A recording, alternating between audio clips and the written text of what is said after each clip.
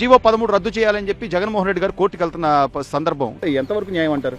ఏదైనా జగన్మోహన్ రెడ్డి చేసే న్యాయం అయితేనో చెప్పిన న్యాయం అయితేనో అతనుకున్న న్యాయం అనేది తెలిస్తేనో ఏదైనా అనుకోవచ్చు.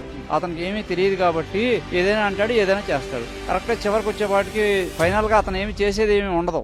జనాలను ఏదో పిచ్చోళ్ళని చేసి నేను అది చేస్తా నేను చేస్తా చూపించడం తప్ప ఏమీ లేదు. ఇప్పుడు కోట ప్రభుత్వం వచ్చిందండి, 10% రిజర్వేషన్ ఉంది, 340 షాపులు ఇస్తున్నారు. దానిలో ఇబ్బంది ఏముంది? వాస్తవంగా ఏంటంటే ఈ బీసీ అంటే గౌడ కులం వస్తుంది కాబట్టి ఆ గౌడ కులం అనేది ఎంతో కొంత బ్యాకప్ చూసుకుని షాపు ఏదో వచ్చి 10 రూపాయలు సంపాదించుకుంటాడు, అతను నిలదొక్కుంటాడు.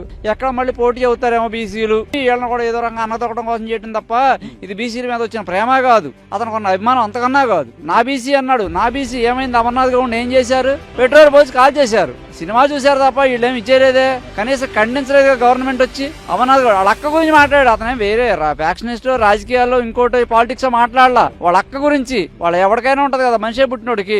ఆ 10వ తరగతి విద్యార్థి, ఆ విద్యార్థి గురించి మాట్లాడినప్పుడు తన పెట్రోల్ పోసి కాల్చి చంపేశారు. అప్పుడు వచ్చి ఎవరు ఖండించలేదుగా. అప్పుడేమైంది? ఆ రోజే బీసీలు ఈ రోజు ఎక్కడి నుంచి వచ్చారు నీ బీసీలు? ఇవాళ కూడా బీసీలు అభివృద్ధి చెందుతారు, ఏదో వైన్ షాప్ ఏదో 10 రూపాయలు సంపాదించుకుంటారు, కష్టపడకుండా ఉంటారు అని చెప్పి ఈ చంద్రబాబు నాయుడు గారు ప్రతి ఒక్కరు కావాలి అని చెప్పి అందరికి ఇచ్చాడు.